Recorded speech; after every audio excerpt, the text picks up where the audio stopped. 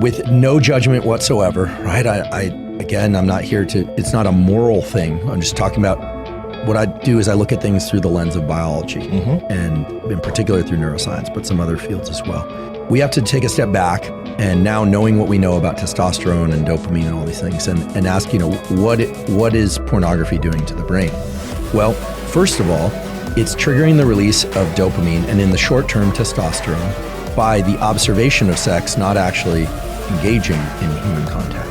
Think about the young brain being significantly more plastic and willing to rewire than the adult brain.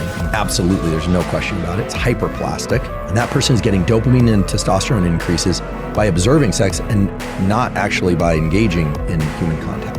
Okay? So that's concerning, right? It should come as no surprise that a lot of these people have trouble with romantic interactions when they do happen. Right? Because their brain isn't conditioned to respond to those, right? Also, dopamine seeking is what triggers the increase in testosterone. But as we just talked about it, with repeated dopamine seeking or triggering a dopamine release, it starts getting diminished. So pretty soon that behavior is not causing the release of testosterone. Now people are just doing it compulsively to try and get some little droplet of dopamine out of their brain.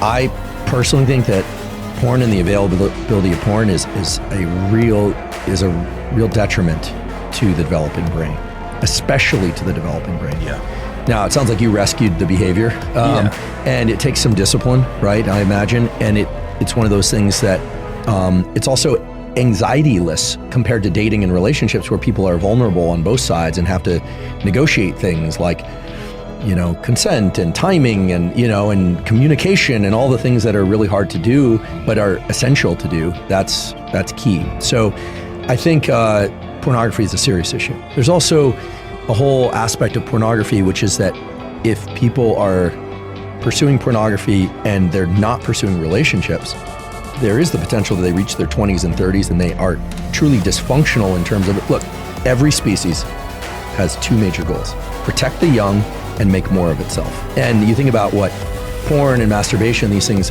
really are. I'm not calling them sinful. What I'm saying is they are potentially addictive, especially with the availability of pornography. It would be different maybe using your imagination versus seeing images, or is there a difference, if you know any of this, is there a difference between video versus, old school way of having magazines and things like that? Well, because it's like more fantasy, and maybe, I don't know, maybe you thinking it through about this thing is different than you just watching. Or even remembering past experiences. Yeah, so we can speculate there a bit. A picture is worth 1,000 words and a movie is worth 1 billion pictures. I think it's fair to say that whatever problems exist in society today almost certainly existed 100 years ago, but in a different form. Okay? We always think, stress was only there for the saber-toothed tiger, and now there are no tigers, and we got this thing that's really unfortunate called stress. Look, let's imagine this was 100 years ago. Spouses still cheated, people still died, you had, physical challenges, there was a question of how, all that stuff is baked into us at a deep level, right? None of those circuits have changed, it's just the circumstances that trigger them change. So I think that 100 years ago, it wasn't cell phones, but you can bet that there were forms of pornography. I think that what's healthy in this domain has never really been defined. This is one of the challenges. We know what an eating disorder is, but what's healthy eating, right? Where do you draw the line? I think given this general theme that relationships are healthy, friendships are healthy, romantic relationships are healthy, and anything that inhibits the pursuit and functioning of healthy relationships is where you have to start saying, wait a second, is this behavior getting in the way? So we just have to be careful. Anytime we are overwhelmed with powerful images of increasing intensity, that's where you start getting into the dopamine depletion. That's where you start getting into the hormone depletion that we're talking about here. So this is also true of violence. A lot of people, they're excited about watching zombie apocalypse violence, plus all of that violence, sex, and everything getting poured into the same film. Well, they made horror movies, 50 years ago. They were a little bit different. The question is, how strong were we driving the system? And if anyone out there is feeling underwhelmed and kind of life is no good, etc., chances are your dopamine system has been pushed too hard. I'll give one quick anecdote. I have a friend, he's got a kid, he's 21, he graduated high school, he went to community college for a little bit, decided not to do that anymore. Then he stopped working, he stopped exercising. He's really fit. He's got like, his genetics are like Massima's. He's kind of like, he's just got this incredible physique and all. Doesn't do anything. Doesn't work, doesn't do anything. He's a failure to launch, as we call it. And they were analyzing, does he have ADHD? Does he this? And he heard Anna talk about dopamine depletion. And he called me and he said, I'm gonna do 1 month, no video games, no phone, no nothing. He's 25 days in and he's running again, he's lifting again, he's heading back to work again.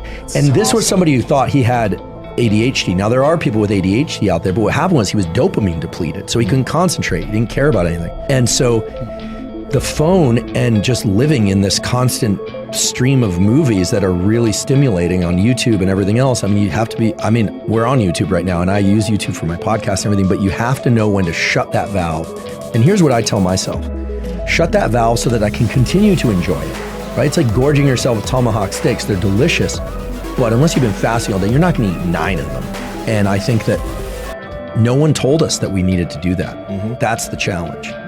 And so just like with training, you get out past 75 minutes, 90 minutes. If you're natural, you're gonna start seeing a depletion in testosterone. Get out of the gym, go eat, go recover, go relax, you know? Understand what you're doing. It's like your pre-workout. 1 scoop the first time, you feel like you can jump over a building.